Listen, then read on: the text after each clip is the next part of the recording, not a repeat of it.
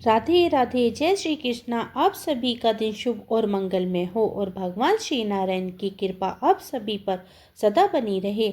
आज सुनिएगा वैशाख मास महात्म्य का अध्याय 2।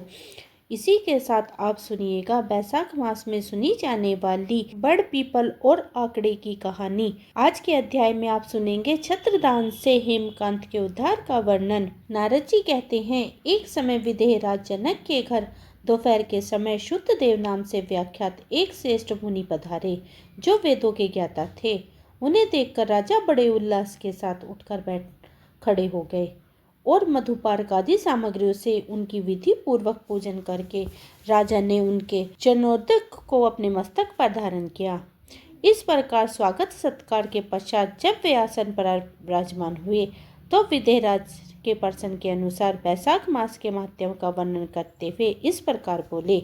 शुद्ध देव जी ने कहा, राजन, जो लोग वैशाख मास में धूप से संतप्त होने वाले महात्मा पुरुषों के ऊपर छाता लगाते हैं, उन्हें अनंत पुण्य की प्राप्ति होती है। इस विषय में एक प्राचीन इतिहास का उदाहरण दिया जाता है। पहले मांग देश में हेमकांत नाम से व्याख्यात एक राजा थे। वे कुशकेतु के पुत्र, परम बुद्धिमान और शास्त्रधारियों में श्रेष्ठ थे। एक दिन वे शिकार खेलने में सख्त होकर एक गहन वन में जा घुसे। वहां अनेक प्रकार के मृग और बहरे आदि जंतुओं को मारकर जब वे थके हुए थे, तब दोपहर के समय मुनियों के आश्रम पर आए। उस समय आश्रम पर उत्तम व्रत का पालन करने वाले सचित नाम वाले ऋषि समाधि लगाए बैठे थे, जिन्हें बाहर के कार्यों का कुछ भी ज्ञान नहीं था। उन्होंने निश्चल बैठे देखकर राजा को बड़ा क्रोध आया और उन्होंने उन महात्माओं को मार डालने का निश्चय किया। तब उन ऋषियों के 10,000 शिष्यों ने राजा को मना करते हुए कहा, और खोटी बुद्धि वाले नरेश, हमारे गुरु लोग इस समय समाधि में स्थिर हैं। क्या हो रहा है इनको यह नहीं जानते, इसलिए इन पर तुम क्रोध नहीं करना चाहिए। तब राजा ने क्रोध से विहल होकर शिष्यों से कहा, दुज कुमारों, मैं मार्ग से थका मांदा यहाँ आया हूँ, अतः तुम्ही लोग मेरे आतिथ्य करो। राजा के ऐसा कहने पर शिष्य बोले, हम लोग भिक्षा मांगकर खाने वाले हैं। गुरुजनों ने हमको आतिथ्य के लिए आज्ञा नहीं दी है। हम सर्वदा गुरु के अधीन हैं, अतः तुम्हारा आतिथ्य कैसे कर सकते हैं। शिष्य के यह कोर उत्तर पाकर राजा ने उन्हें मारने के लिए धनुष उठाया और इस प्रकार कहा, मैंने हिंसक जीवों और लुटेरों के भय से आदि से जिसकी अनेकों बार रक्षा की है, जो मेरे दिए हुए दानों पर ही पलते हैं, वे आज मुझे सिखलाने चले हैं। ये मुझे नहीं जानते, ये सभी कृतज्ञ और बड़े अभिमानी हैं। इन्हें आतिथ्य को मार डालने पर ही मुझे कोई दोष नहीं लगेगा। ऐसा कहकर वे कुपित होकर धनुष और बाण छोड़ने लगे। बेचारे शिष्य आश्रम छोड़कर भय से भाग चले। भागने पर भी हेमकांत ने उनका पीछा किया और 300 शिष्यों को मार गिराया। शिष्य के भाग जाने पर आश्रम पर जो कुछ सामग्री थी उसे राजा के पापात्मक सैनिकों ने लूट लिया। राजा के अनुमोदन से ही उन्होंने वहां इच्छानुसार भोजन किया। तत्पश्चात दिन बीतते बीतते राजा सेना के साथ अपनी पुरी को आ गए। राजा कुशकेतु ने जब अपने पुत्र का यह अन्यायपूर्वक कार्य सुना, तब उसे राज्य करने के अयोग्य जानकर उसकी निंदा करते हुए देश से निकाल दिया। पिता को त्याग देने पर हेमकांत घने वन में चला गया। वहां उसने बहुत वर्षों तक निवास किया। ब्रह्म हत्या उसका सदा पीछा करती रहती थी, इसलिए वह कहीं भी शांतिपूर्वक नहीं रह पाता था। इस प्रकार उस दुष्ट के 28 वर्ष व्यतीत हो गए। एक दिन वैशाख मास में दोपहर का समय हो रहा था। महामुनि तीर्थ यात्रा के प्रसंग से उस वन में आए। वे धूप में अत्यंत संताप और तुष्ट से पीड़ित थे, इसलिए किसी वृक्षहीन प्रदेश में मूर्छित होकर गिर पड़े। देवयोग से हेमकांत उधर से निकला। उसने मुनि को प्यास से पीड़ित, मूर्छित और थका मांदा देखकर उस पर दया की। उनसे पलाश के पत्तों से छत्र बनाकर उसके ऊपर आती हुई धूप का निवारण किया। वह स्वयं मुनि के मस्तक पर छाता लगाए हुए खड़ा हुआ और तुम्बी में रखे हुए जल उनके मुंह पर डालता रहा। इस उपचार से मुनि को होश आ गया और उन्होंने क्षत्रिय के दिए हुए पत्ते के छाते को लेकर अपनी व्याकुलता दूर की। उनकी इंद्रिया में कुछ शांति आई और वे धीरे धीरे किसी गांव में पहुंच गए। उस पुण्य के प्रभाव से हेमकांत के 300 ब्रह्म हत्याएं नष्ट हो गई। इस समय यमराज के दूत हेमकांत को लेने के लिए वन में आए। उन्होंने उसके प्राण लेने के लिए संग्रहणी रोध पैदा किया। उस समय प्राण छूटने की पीड़ा से छटपटाते हुए हेमकांत ने 3 भयंकर यमदूतों को देखा, जिसके बाल ऊपर की ओर उठे हुए थे। उस समय अपने कर्मों को याद करके वह चुप हो गया।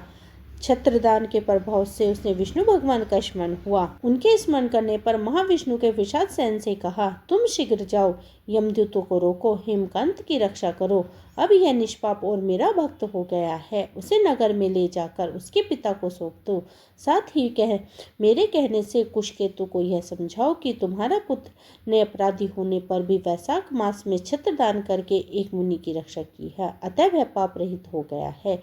इस पुण्य के प्रभाव से वह मन और इंद्रियों को अपने वश में रखने वाला, दीर्घायु, शूरता और उदारता आदि गुणों से युक्त तथा तुम्हारे समान गुणवान वाला होगा।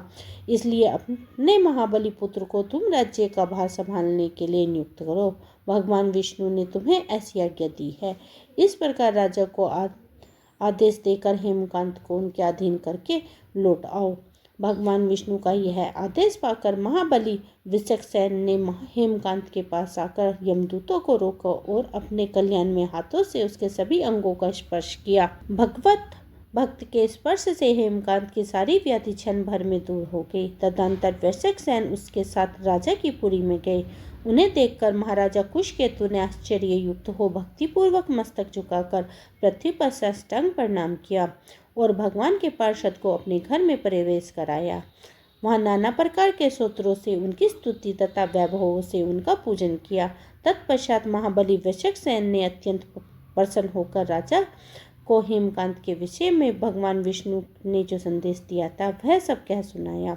उसे सुनकर कुशकेतु ने पुत्र को राज्य पर बैठा दिया और स्वयं वृषसेन की आज्ञा लेकर पत्नी सहित वन में प्रस्थान किया। तदंतर महामानक वृषसेन हेमकांत से पूछकर और उनकी प्रशंसा करके श्वेत द्वीप में भगवान विष्णु के समीप चले गए। तब से राजा हेमकांत वैशाख मास में बताए हुए भगवान की प्रसन्नता को बढ़ाने वाले शुभ धर्मों का प्रतिवर्ष पालन करने लगे। वे ब्राह्मण, भगत, धर्मनिष्ठ, शांत, जितेंद्रिय, सब प्राणियों के प्रति दयालु और संपूर्ण योगों की दीक्षा में स्थिर रहकर सब प्रकार की संपदाओं से संपन्न हो गए। उन्होंने पुत्र, पौत्र आदि के साथ समस्त वैभवों का उपभोग करके भगवान विष्णु के लोक को प्राप्त किया। वैशाख मास सुख से साध्य, अतिशय पुण्य प्रदान कराने वाला, पाप रूपी ईंधन की अग्नि की भांति जलाने वाला, परम दुर्लभ तथा धर्म, अर्थ, काम और मोक्ष चारों पुरुषार्थ को देने वाला है। बोलिए विष्णु भगवान की जय। हमारा दूसरा अध्याय यहीं समाप्त हुआ। अब आप सुनिए बड़ पीपल और आकड़े के पेड़ को सींचने की कहानी। नर्मदा नदी के तट पर बहुत पुराना छोटा सा गांव था। उस गांव में एक बुजुर्ग वैश्य दंपत्ति अपने 2 बेटों और बहू के साथ रहते थे। उस वैश्य का नित्य का नियम था कि वह रोज नर्मदा तट पर जाकर स्नान करता था और वहीं से 1 लोटा जल लेकर सूर्य भगवान को अर्घ्य देता था। वहीं पर ही बड़ पीपल और आकड़े के पेड़ को सींचता था। एक बार की बात है, वैशाख मास लगने वाला था तो वैश्य ने अपनी पत्नी से कहा कि भगवान, मेरी तबीयत कुछ दिनों से ठीक नहीं है। कल से वैशाख मास भी लगने वाला है। मुझे लगता है कि मेरा नर्मदा तट पर जाकर स्नान करने का नियम टूट जाएगा। तब उस वैश्य की पत्नी ने अपने पति से कहा, आप इतने दुखी और परेशान क्यों होते हो? भगवान की कृपा से हमारे 2 बेटे और बहुएं हैं कि आप अपने दोनों बेटों और बहुओं से कह दो कि उनमें से कोई ना कोई आपको नर्मदा नदी के तट पर जरा ले जाकर पानी लाकर आपको दे देगा। तो वैश्य बोला कि भगवान, इस बार मेरा मन करता है कि हम जोड़े से वैशाख स्नान करें। तो वैश्य की पत्नी बोली कि आपने तो मेरे मन की बात कह दी, हम दोनों जरूर एक साथ वैशाख स्नान जोड़े से करेंगे। तब वैश्य दंपत्ति ने अपने दोनों बेटे बहुओं को अपने पास बुलाया और अपने मन की बात कही। वैश्य दंपत्ति का बड़ा बेटा बोला कि बाबूजी, आपको तो पता ही है कि मैं नौकरी के लिए दूसरे शहर में आता हूँ, तो मैं भी नर्मदा नदी से आपको पानी का जार लाकर नहीं दे पाऊंगी, पानी का घड़ा लाकर नहीं दे पाऊंगी, क्योंकि एक दिन इन की बात होती तो मैं निभा देती, लेकिन पूरे वैशाख मास में यह नियम नहीं निभा पाऊंगी। तब वैश्य दंपति के छोटे बेटे और बहू बोले कि माँ बाबूजी, आप चिंता मत कीजिए, हम दोनों ही आपको एक पानी नर्मदा नदी के तट से जार ला कर देंगे, आप दोनों जरूर बैसाख का स्नान करो। ऐसा कहकर दोनों बेटे और बहू अपने अपने कमरों में चले गए। इसके बाद वैश्य का छोटा बेटा अपनी पत्नी से बोला कि सुशीला, मेरे मन में एक विचार आया है कि जब हम दोनों नर्मदा के तट पर एक घड़ा पानी का माँ और बाबूजी के लिए लाएंगे, तो क्यों ना हम दोनों भी बैसाख का स्नान करें। अब उसकी पत्नी ने भी कहा कि यह बात तो आपने सही कही है, हम दोनों भी जोड़े से स्नान करेंगे। तब उन दोनों ने जाकर अपने माता और पिता से कहा कि माँ बाबूजी, आपके साथ साथ हम भी जोड़े से स्नान करेंगे। यह सुनकर वैश्य दंपति को बड़ी प्रसन्नता हुई। अगले दिन सुबह सवेरे 4 बजे ही वैश्य दंपति के छोटे बेटे और बहू नर्मदा के तट घाट पर पहुंच गए। वैश्य के छोटे पुत्र ने नर्मदा घाट पर स्नान किया तो उसकी पत्नी सुशीला ने भी घाट पर ही स्नान किया। स्नान के बाद दोनों ने एक घड़ा पानी का लाकर अपने माता पिता को दे दिया करते। तब वैश्य दंपति ने चरु में से एक लोटा जल निकाल कर रख लिया और बाकी बचे हुए जल से स्नान किया। फिर लोटे के जल से सूर्य भगवान को अर्घ्य दिया और फिर बड़ पीपल और आकड़े के पेड़ को नर्मदा के जल से सींचा, पूजा की और 5 परिक्रमा की। पहले के जमाने में घरों के आंगन में ही बड़ पीपल और नीम और आकड़े के पेड़ हुआ करते थे। तब दंपति जब स्नान कर लेते तो छोटी बहू सुशीला उनके कपड़ों को धोकर आंगन में ही सुखा देती और फिर चाय बनाकर अपने सासू को देती और खाना आदि देती। इस तरह पूरा वैशाख मास बीत गया। जब वैशाख की पूर्णिमा का दिन आया तो वैश्य दंपति ने अपने छोटे बेटे और बहू से कहा कि तुम दोनों ने भी तो हमारे साथ ही वैशाख स्नान किया है, तो संपूर्ण फल पाने के लिए हमें 2 जोड़े ब्राह्मण दंपतियों को भोजन कराना चाहिए। तब उन्होंने बहू से कहा कि बहू, तुम कल स्वादिष्ट खीर, मालपुआ और कचौरी आदि बनाना और 2 जोड़े ब्राह्मण दंपतियों को गांव से बुलाकर ले आना। हम उन्हें भोजन कराएंगे, कपड़े और दक्षिणा आदि देंगे। तब दोनों बेटे और बहू बोले कि माँ बाबूजी, जैसा आप चाहोगे वैसा ही होगा। तब दूसरे दिन छोटी बहू ने सुबह जल्दी ही उठकर खीर, मालपुआ, कचौरी आदि बनाया और गांव में ब्राह्मण दंपतियों को बुलाने के लिए चली गई। वह आधी रास्ते में ही पहुंची थी कि उसे 2 ब्राह्मण और 2 ब्राह्मणी आते दिखाई दिए। बहू ने सोचा कि शायद यह तीर्थ यात्री हैं, गांव के तो नहीं लग रहे, क्यों ना मैं इन्हीं को भोजन के लिए घर ले जाऊं। तब छोटी बहू ने उनको प्रणाम किया और बोली कि पंडित जी, आज वैशाखी पूर्णिमा है और मेरे सास ससुर 2 ब्राह्मण जोड़ी को भोजन कराना चाहते हैं। कृपा आप मेरे साथ मेरे घर भोजन करने के लिए चलिए।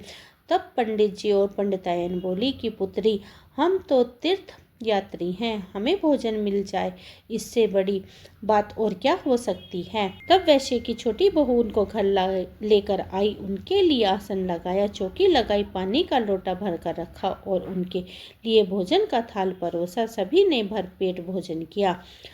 फिर वैश्य दंपति ने उन्हें कपड़े और दक्षिणा दी। तब यह दोनों ब्राह्मण और ब्राह्मणी ने उन सबको ढेर सारा आशीर्वाद दिया। तब वैश्य दंपति अपनी छोटी बहू और बेटे से बोले कि इनके चरण धोने के लिए जल लेकर आओ। तब बेटा और बहू जल के झाड़ी लेने के लिए अंदर चले गए और वैश्य दंपति चरण पोंछने के लिए गमछा लेने के लिए कमरे में अंदर चला गया।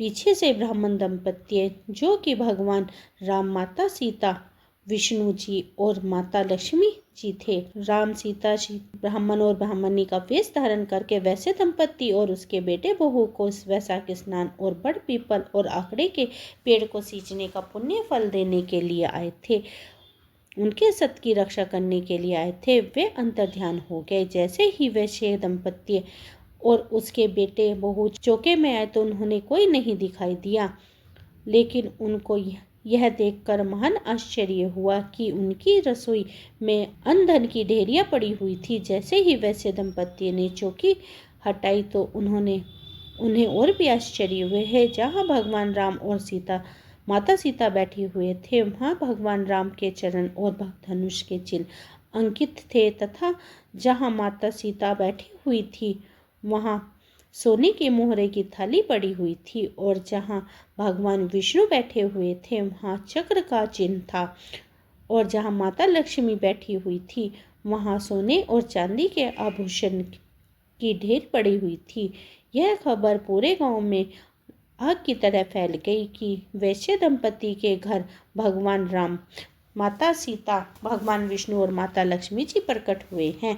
तो वैश्य दंपति के घर लोगों के दर्शन का तांता लगने लगा।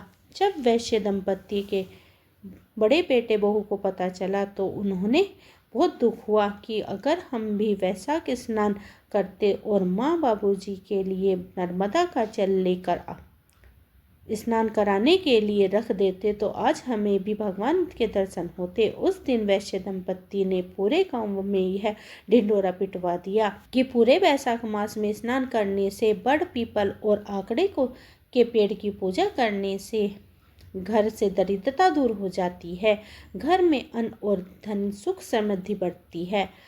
इसलिए अगर पूरे वैशाख मास में व्रत करना संभव ना हो सके तो वैशाख मास में स्नान करने के बाद बड़ और पीपल और आकड़े के पेड़ की पूजा अवश्य ही करनी चाहिए। बड़ पीपल देवता है, वैशाख देवता जैसे सुख आपने वैश्य दंपति और उसके छोटे बेटे बहू को दिया वैसे सबको देना।